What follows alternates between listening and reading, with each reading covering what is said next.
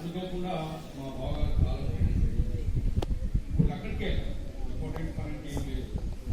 నన్ను కన్నా నేల తల్లి నన్ను ప్రయోజకుని చేస్తున్న నా బడి దీనికంటే ఎక్కువ నా కుటుంబమే అది ఇంపార్టెంట్ విషయం. సో పాయింట్ సావిత్రిబాయి పూలే తెలుసా?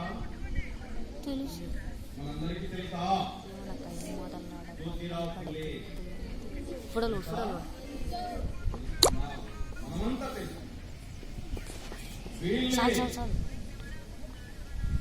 తల్లిదండ్రుల తర్వాత దేవులుగా కొలవాల్సినటువంటి బాధ్యత ప్రతి పౌరుడికి, ప్రతి స్త్రీకి, ప్రతి పురుషుడికి, ప్రతి బాలుడికి, ప్రతి శిశువుడికి మొక్కవలసినటువంటి బాధ్యత మనపై ఉండాలి ఎప్పటికీ. వీళ్ళు కనుక ఈనాడు దేశంలో వెలుగులు చెమ్మే చైతన్యాన్ని సృష్టించారు కాబట్టే ఇంత స్వేచ్ఛతో గాలి పీల్చుకున్నాం మనమంతా. ఇది వాస్తవం. అవునా కాదా? అవునా కాదా మేడం?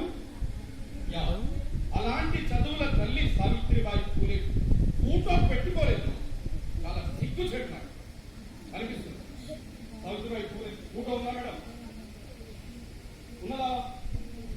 సావిత్రిబాయి పూలే వారన్నారు వారే పట్టు పెట్టాలి. ఆ పేరు పెట్టుకున్నందుకు మేడం ప్లీజ్ కోఆపరేట్. పాయింట్ పోతాం. ఇక పాఠశాల వాతావరణం మనందరికీ తెలిసినది. ఈ విషయమై అడ్మిషన్ల విషయమై పడిపాట ప్రోగ్రాంలో నేను కలిశాను. మేడం మీరు గవర్నమెంట్ ప్రకారంగా అన్ని ఊళ్ళలో మొక్కుబడిగా జరుగుతున్నది పడిపాట. ఇక్కడ కూలీలు 90% చెమటని రక్తంగా మార్చి చేస్తున్న నా కూలీ సోదరులు, రైతు సోదరులు వాళ్ళు బిజీగా ఉంటారు. వాళ్ళ దగ్గరికి మనమే పోదాము అని నేను ప్రత్యక్షంగా ఈ విషయంలో చొరవ తీసుకున్నాను. నేను పోయి చెప్తే ఈ పండేసుకొని పోయి చెప్తే వింటారా? తెలియగల ప్రజలు వినరు. అందుకోసమై 100 రోజుల పనికి నేను పని కట్టుకొని వెళ్ళాను. ఎందుకు? వాళ్ళతో ఇంటరాక్ట్ కోసం, వాళ్ళతో పరిచయం వెళ్ళి 10 రోజులు వెళ్ళాను. వెళ్ళిన తర్వాత స్టాఫ్ దగ్గరికి వచ్చి మాట్లాడాను. వాళ్ళు వచ్చి వాళ్ళకి దాదాపుగా అన్ని విషయాలు దాని తర్వాత రిజల్ట్ క్రమంగా వస్తున్నారు. అన్ని సమస్యలే ఉన్నాయి. మాది ప్రజాప్రతినిధులు ఇక వాళ్ళతో సహకారంతో ఇప్పుడు ఉన్నటువంటి ప్రభుత్వానికి వినియోగించుకుని వాళ్ళ స్థాయిలో వాళ్ళు యుద్ధం చేస్తున్నారు. ఈ స్కూల్ బాగుండాలి. నేటి బాలలే రేపటి పౌరులు అన్న ఆలోచన. ఇది భవిష్యత్తు. ఈ ముందులో ఉన్నది భవిష్యత్తు. ఈ భవిష్యత్తుకి బంగారు బాట వేయాలంటే తల్లిదండ్రులతో పాటు ఉపాధ్యాయులుగా సమాజము అందరం కృషి చేస్తేనే మంచి పౌరులు తయారవుతారు. ఒకే స్కూల్లో చదివితే కాదు. స్కూల్ ఇచ్చేది 40% ఏ స్కూల్ ఇచ్చినా జ్ఞానము. మిగతా రిమైనింగ్ 60% సమాజము, కుటుంబము, ఇదంతా 60% పనియే ఎక్కువ, 40% కింద.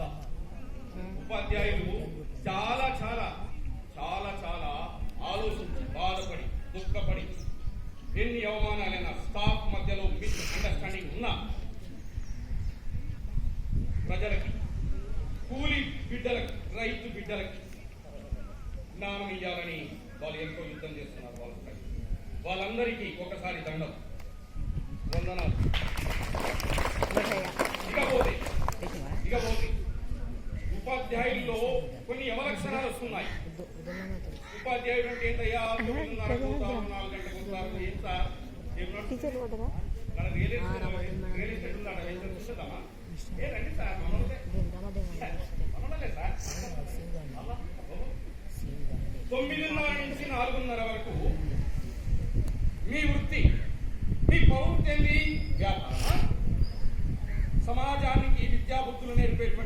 ఉపాధ్యాయుడికి వ్యాపారం ఏంటి?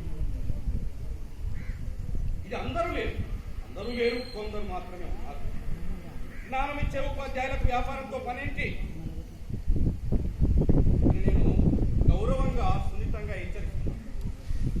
ఆ తర్వాత వేడుకుంటున్నాను, ఆ వ్యాపారాల జోలికి వెళ్ళతో. ఇది అవలక్షణం.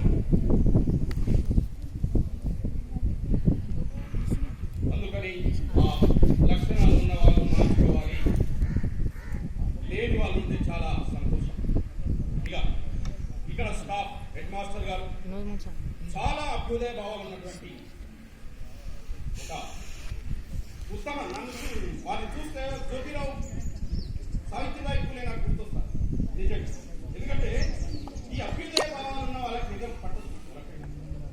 ఎంతసేపు ప్రజల సమస్యలు, ఎంతసేపు ఎట్లనే చేసి జ్ఞానం ఇవ్వాలి అనే ఆలోచన వారిలో నాకు.